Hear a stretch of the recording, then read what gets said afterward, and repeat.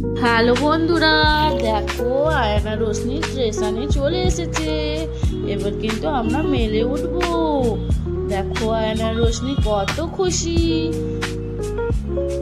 দেখো আয়ান কিন্তু আর হাঁটতে পারছিল না বলে তাই ট্রলি ব্যাগের ওপরে উঠে বসে পড়েছি। ওর পাপা ওকে টানতে টানতে নিয়ে আসছে। দেখেছো বন্ধুরা, আমরা কিন্তু এবার মেলের ওপর উঠে পড়েছি। দেখো রোশনি চা নিয়ে খাচ্ছে। এই দেখো একটা কি বড় নদী। নদীটা কিন্তু খুব সুন্দর ছিল। নদীটার এই যে দেখতে পাচ্ছি এগুলো কিন্তু বালি ছিল সব। ভিউটা কি সুন্দর ছিল।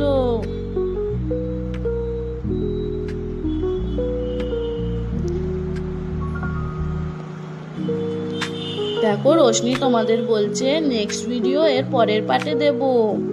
অবশ্যই ভিডিওগুলো দেখো।